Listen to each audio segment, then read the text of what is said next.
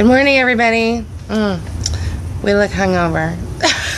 Oh my goodness. Yeah. I promise we're not, but it sort of feels like that. Comic-Con always feels like that. I look really tired in this. You do look really tired. I look pretty tired too. Wow. Yeah. Anyway, welcome this morning. So sorry that we were late. Comic-Con sort of gets our days mixed up, and I didn't even go yesterday. I just was taxi yesterday and hanging out with Soraya, and I still was like, oh, wait a minute. Is there something tomorrow morning? I know there's something tomorrow morning. Yesterday, I can't remember what's tomorrow morning. Good night. Yesterday, I was only on 3 hours sleep. Yeah, and so I fell over and collapsed last night. So anyway, so we're going to have this chat this morning. I hope you guys can join us, and those who are getting on the replay, hello. So I thought we would talk about a couple of things. This week's lesson is on holding the space, and I've had some good questions about that.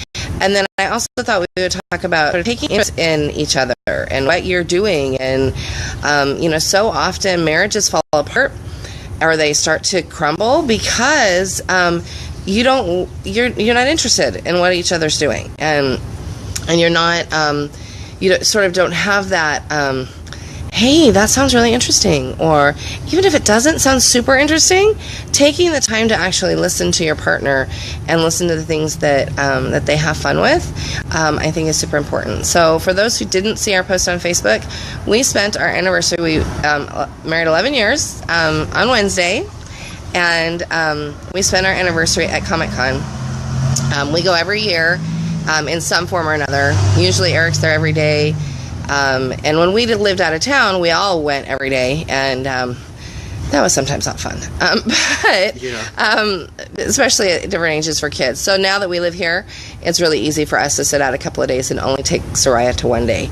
And so, and we'll have some tips on our blog about sort of how to do that with kids and the best ways to go about that. And we actually feel like we're pretty good champions of it. We do a really good job at We know the drill. So, but I think it's really important that because Comic-Con has become important to both of us. It's not, when he and I got married, I was like, what is this thing? And I think the first year we went, he was like, I don't know how I can prepare you for this, because there's really no way to prepare somebody for Comic-Con. Yeah. It is insane and awesome all at the same time. And sometimes a little bit naughty, and sometimes then I go, all right, well, we're here. So, anyway, I think that I'm not sure what unavailable means. Somebody just wrote unavailable on here, but I'm not sure what that means. I don't know if that means the video is unavailable, because it shows that you're on. So I think it's really important. So when we first got married, and I knew he did this thing, or he wanted to do this thing, and because it wasn't just Comic-Con, he also goes to Star Wars Celebration, and I've gone with him once, and other times it just didn't work out for our schedule. But I had to decide, I love this person. I'm into it. I want to see what it's all about. And even though a lot of the things that are there are stuff that's not on my radar, I wasn't a comic book reader as a kid. I just wasn't. I wasn't into superheroes and stuff like that. I still have this vested interest because it's something he loves, and so I take interest in it because and he's also, Eric's got a degree in film, so as a filmmaker, he and I talk a lot about how a film is made and specific situations in film, so it becomes more cerebral than just going and watching superhero flicks, and so that's okay too. I think that, like, for me, I had to find a way that I could connect with it, and my way for connecting with it is I dissect everybody's temperament. That becomes this weird people watching thing for me, and so I really like that. I also really enjoy understanding costuming and sort of, because I'm a crafter and I sew, so I'm always trying to dissect that. Or I'll look at the women's costumes and go, no woman would wear that, right? Like she would be cracked all the time. There's no way she could do what she's doing. So we have these conversations. We find ways to enjoy each other. And next week, or I think it's the week after, is the San Diego Yarn Crawl. And what are you going to be doing during that? I'm going to go to that and see him. Yeah, so... And I don't know that much about it, but I'm going to go. And he listens to me talk about knitting, and I'll say, what do you think about this color for this child? And he's super supportive. And so I think that really, one of the biggest things that can help cement you in your marriage is to have fun together. I think that that's so important, and it's so important to have a lot of give and take, and to really listen and understand. And I know a lot of our families come from the Waldorf background, or at least they're living that way. Excuse me, whether they're completely steeped in it or not. And so I think that it's easy for mom to prattle on about Steiner or talk about Waldorf, and dad's eyes can glaze over. So I think it's important that you break that down and you find a way to make dad connect.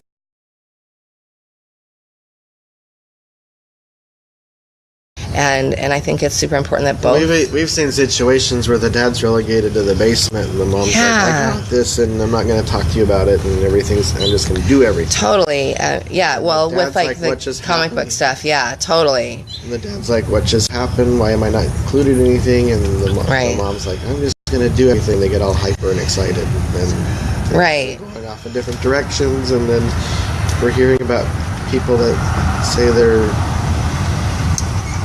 not happy. Yeah, they're really struggling, I think. And so we have like parameters, because there's some really awesome, and this is just back in the comic book movie world, there's some really beautiful movie prints, beautiful, but I don't want them in the same space that we are holding the space for school.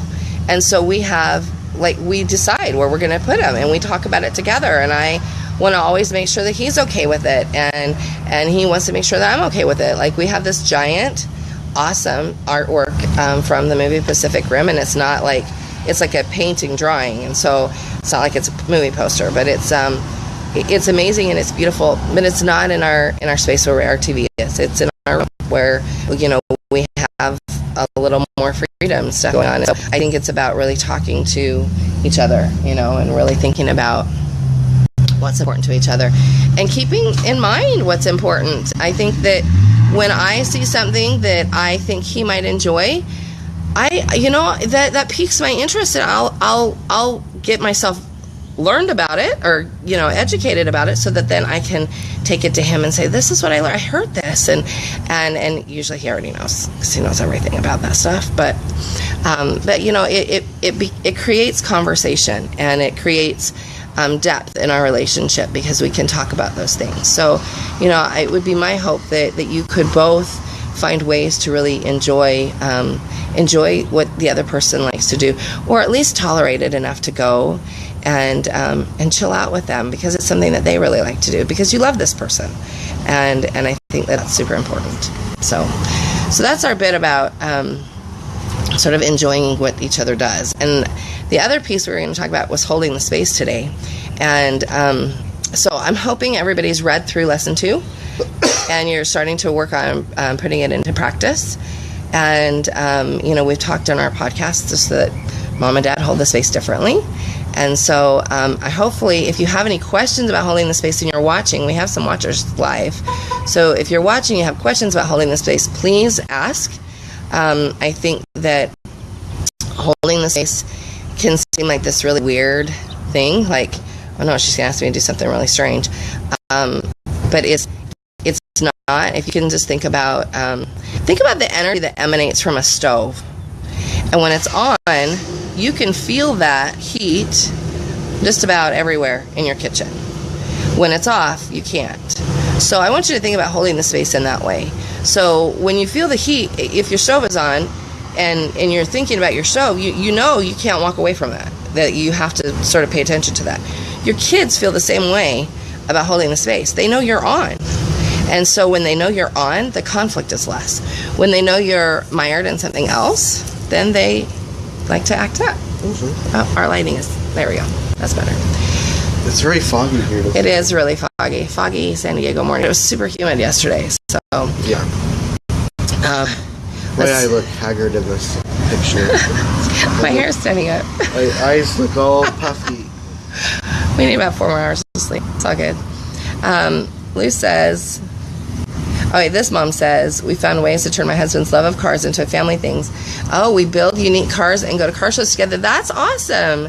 That's awesome. And you can do, I think that's a lot of fun. When you can include the whole family, I think it's a lot of fun. I mean, that's one thing. So like this year we're at Comic-Con, and It's Ellie and Sam that are with Dad. And in years past, I don't know what's up with the lighting. Maybe I need to be like that. In years past, we've had, we haven't had all 5 there together. We had 4 kids there together. But Sam did way better than Soraya does. And so, you know, you do what you can do as a family. Let's see. Struggling with holding the space. Hold on, I'm reading. The biggest argument I ever had was when I balked at the idea of following Jason around I'm assuming that means golf course. I'm like, golf course with our toddler in tow. You know what? Actually, I don't know. That could be a good walk if you have toddler's on your back. Or on his back. See if he can play golf with a toddler on his back. That'd be awesome and funny. But you know, I think that it's about sort of finding common ground. So maybe you find a swimming, tennis, and golf club, and you go, all right, honey, we're just gonna hang out at the pool while you can play golf. So let's see. Holding the space. I'm good with it at the beach or when we're because you're in an enclosed space. And then when you're at home, I think it's harder for sure. So when you're at home, there's all these things to distract you, and I think that's really our challenge. Our challenge is to sort of have, and that's where rhythm comes in, and we're going to talk about rhythm a lot next week. But when you have rhythm, then you're not trying to do all kinds of things at the same time, and you sort of have some order to your mind and some order to what's going on.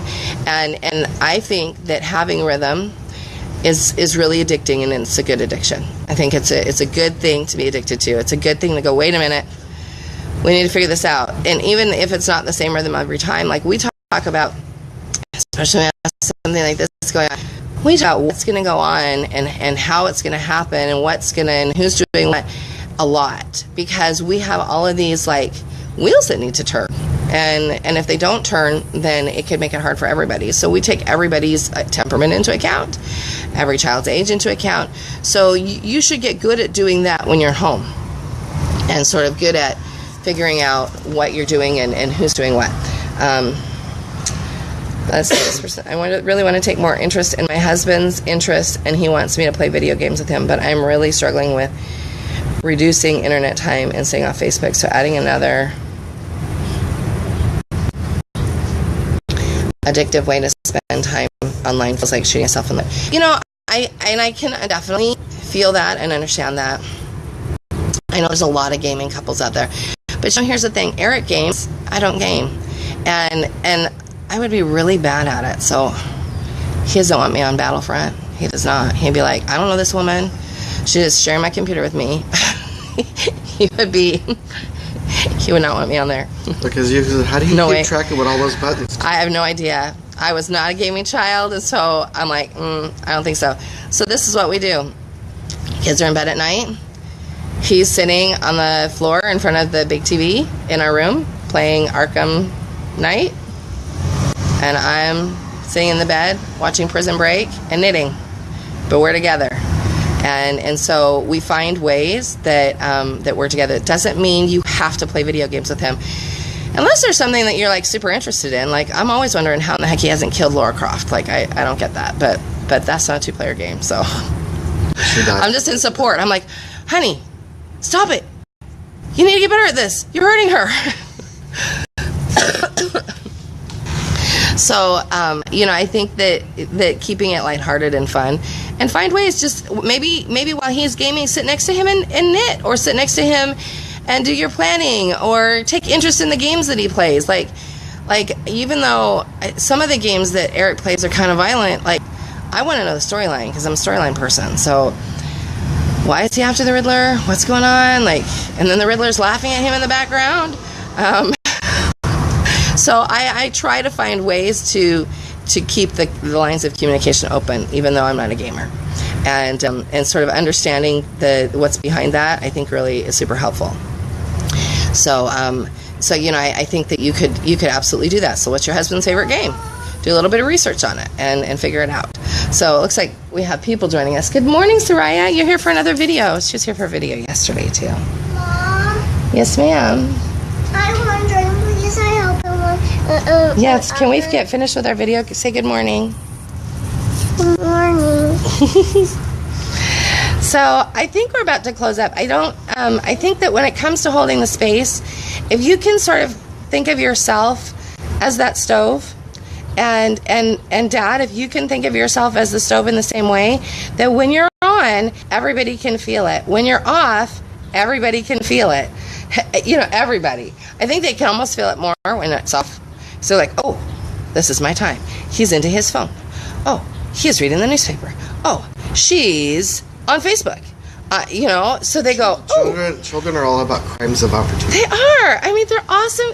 Like, I got some awesome kids, but dang, they're opportunists. And I know that if my awesome kids are opportunists, so are yours. It's just, it is how it is. And it doesn't mean that they're bad kids. It just means they don't feel that energetic connection. And when they don't, that's really confusing to them. And so if you can think of it in those terms, that it's like, it's you've disrupted a cord. You've disrupted something in between them, and you've taken away a line of communication. You know, yes, we cut the umbilical cord at birth, but we hold these etheric bonds to them for a long time. And when you cut that off by getting into something else, they feel it, and they're like, I don't know what to do. So then they become they resort more to their base natures and to really doing the things that are not awesome to do. Somebody says, do you have time to talk a bit about holding the space with extended family? So give me give me some more background, because so like when we go and we're going to be around extended family, he and I are holding the space, like often for everybody there. Tag team each other. Yes. So it's often not just about he and I. Whew, it's hot out here. Our lighting's about to get bad. I gotta walk in here. It's been unusually hot here. Sorry. And I gotta sit down. Extra people, yes. So when we're at when we're with hang on just a second, we're almost done. When we're with, come and sit with me on my lap. When we're with extended family, we end up holding it for everybody that's there, not just our children. And we let them, like our family knows, our kids aren't sitting in front of the TV.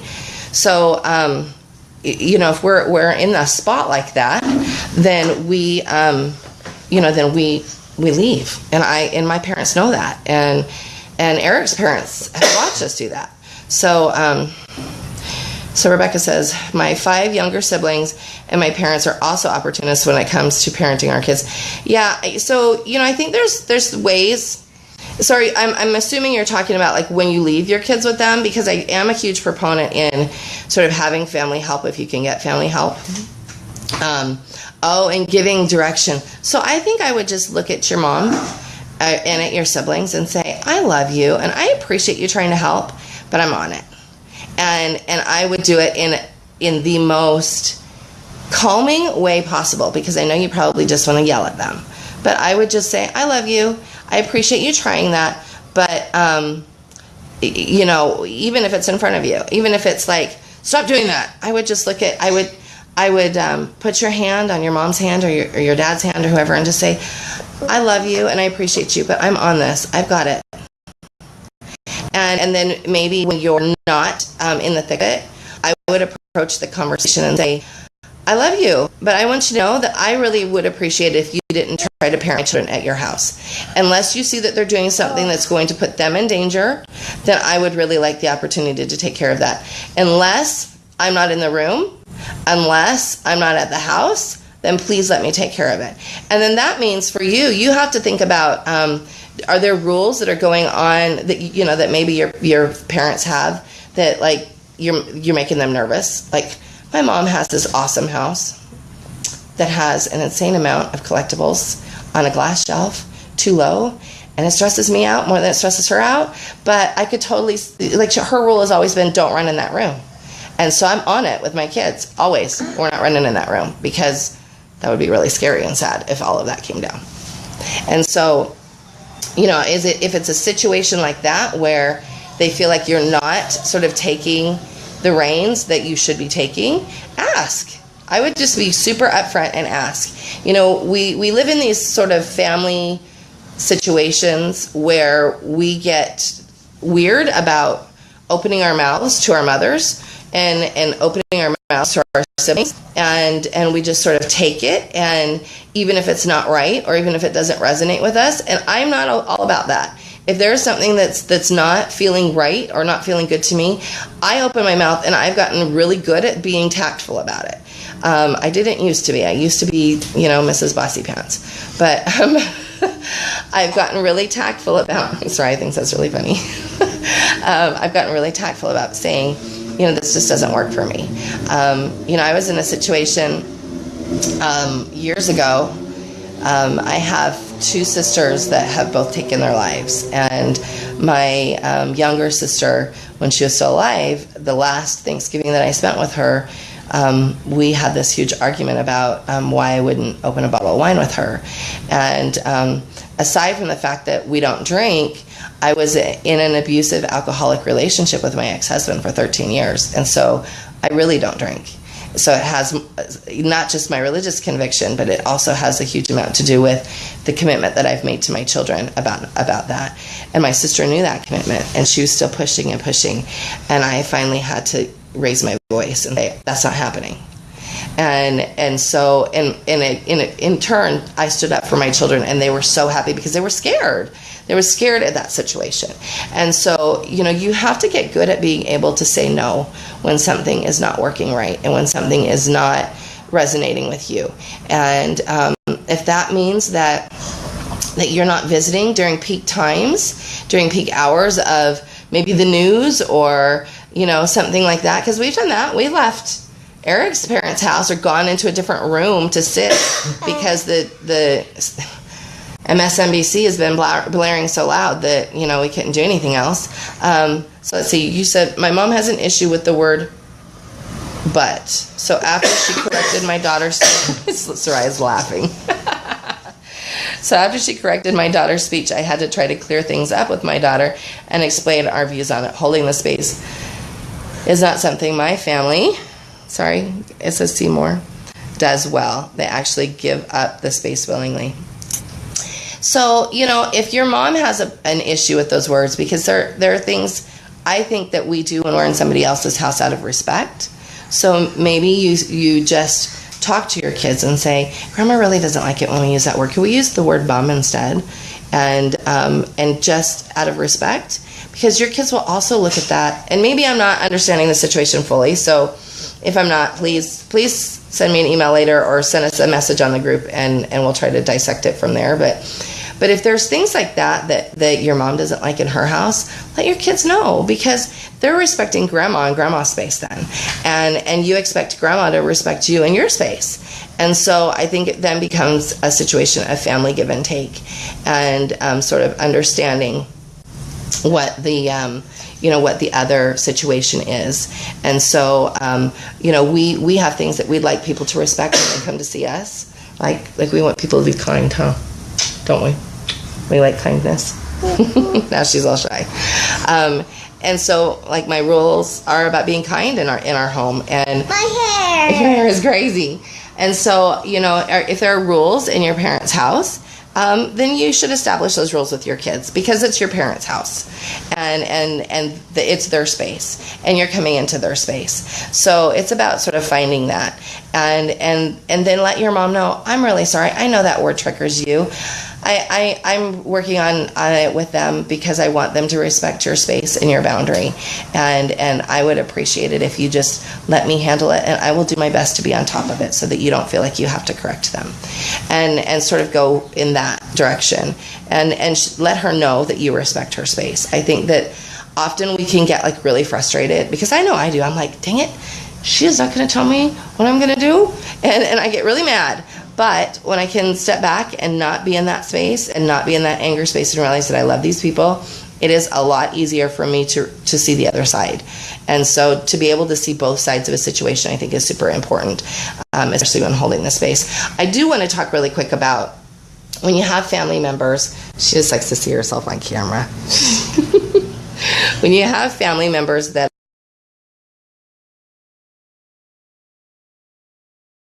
let go of some things, like I know, like we're going to Utah in a couple of weeks, and it's just going to be me and the girls. And my mom likes things to be fun because she's not a TV mom either.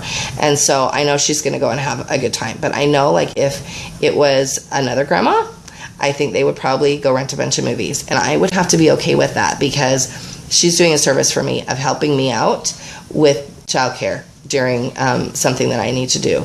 So I have to be open for some of those things and realize that it's not going to be the end of the world if she eats candy and watches a movie.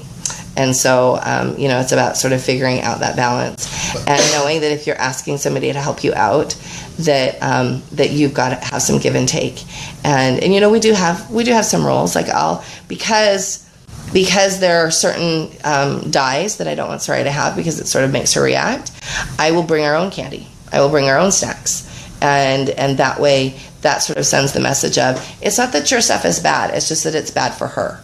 And so, instead of going and sort of demonizing everything that they do, just sort of take it back to that specific situation. She doesn't do very well with dyes, and I'm sorry. So I thought I would bring my own, our own candy that I know that she really likes. So, that's just making memories with grandparents. Yep, Blythe says that, making memories with grandparents. So I think that it's really easy, especially in the Waldorf world, for us to go, no, that can't happen. And I was that mom for a while. I was, and I've got 5 kids, and now I've got a lot of perspective. I think that you really have to be able to build those relationships because this is a hard road. Parenting is a journey, and if you could parent with a team, parent with a village if you can, then do. Even if that village isn't always awesome, that doesn't mean you have to accept it all the time. But really work to work together as a family. So, did you have anything that you wanted to say? I that think you can remember? I mean, like holding the space wise, maybe just interject. What would you say to your parents since it was their house with the kids? Well, one thing I know is the news stresses them out, and the news is on all the time. At your parents' house, it is. Yeah. So, like, what would you say to your mom if she was... Just say this is stressing them out and it's making them scared. Yeah, maybe let's go outside, or because the news does stress kids out. And I think that people that don't have young children around don't think about that. And even people that do have young children around that parent differently don't think about that. The news really stresses kids out. And my children are blissfully unaware of most things. Yeah. So, I think that being open and honest and not being angry. I think that when we walk away from a situation... Yes, she wants to show you her ears. When we walk away from a situation and we're upset and we're frustrated, then that sort of like breeds contention. But if you can walk away from a situation and not be in that space and be able to say, this really bothered me, or this really stresses them out, or what can we do? Is there a time that we can come that's better? Is there a room that we can go into that we can just look at books or talk, or maybe even watch a more benign situation on a television? Then if you can come to it from a place of not being angry and not being the weird child. I know I'm the weird child, so my parents are like, what is she doing now? But they're also my biggest fans because they see the proof in the pudding after as many kids as we have. So try to hang in there. If you have any other questions that maybe we didn't get to, please drop us a note. And we will be back next Friday. I promise we'll be on time. We'll be more... And we won't look hungover. Oh my gosh, we both look so bad today. I hope you guys have a great day. Bye now.